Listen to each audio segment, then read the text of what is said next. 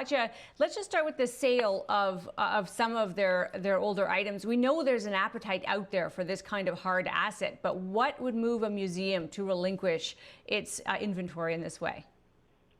Well, museums have been struggling desperately since March, when overnight they had to shut doors and lost a huge percentage of their revenue. And historically, museums were allowed to sell art only to buy more art or other art. And they weren't allowed to use that money to pay their curators or conservators or to keep their lights on. And so in April, when the situation was very dire, museum after museum began furloughing people. Like the Metropolitan Museum cut 400 jobs alone. And this organization that kind of oversees some of the regulations of museums, it's called Association of Art Museum Directors, they decided to loosen that rule that museums can't use the money from the sale of art for anything other than buying more art. And so now they are allowed to use this money for a period of 2 years to kind of direct care of their collections. And that could be also salaries of the staff that takes care of the collections. And that is really a game changer in the industry. And it feels like the floodgates have opened this season. And several very prominent museums are selling their masterpieces.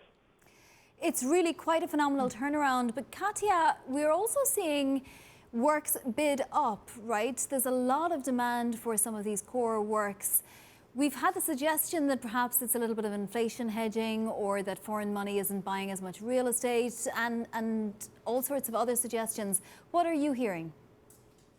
Yeah, the surprisingly strong prices, especially for very rare, very kind of stellar provenance pieces.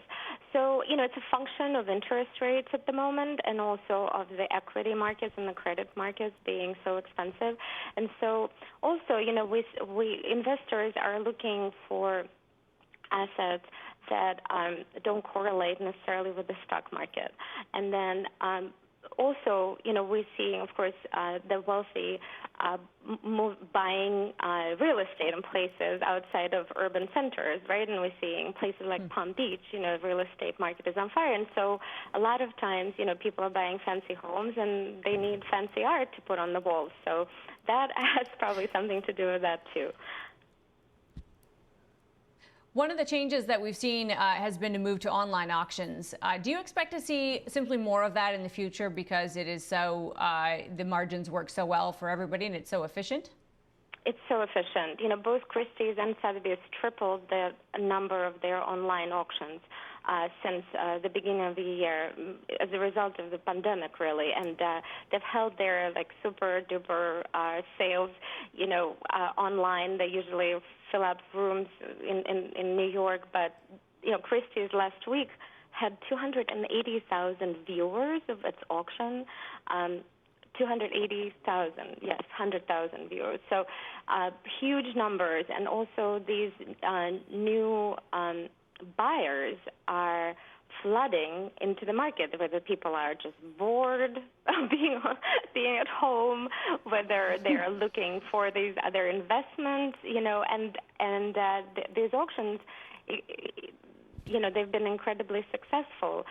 And so I think that a certain degree of it really just pushed the auction houses into this new world. They've been planning, they've been building, and they've been adding these online-only sales kind of gradually. Yes. But the one thing to kind of keep in mind is that overall volumes have really shifted down also dramatically.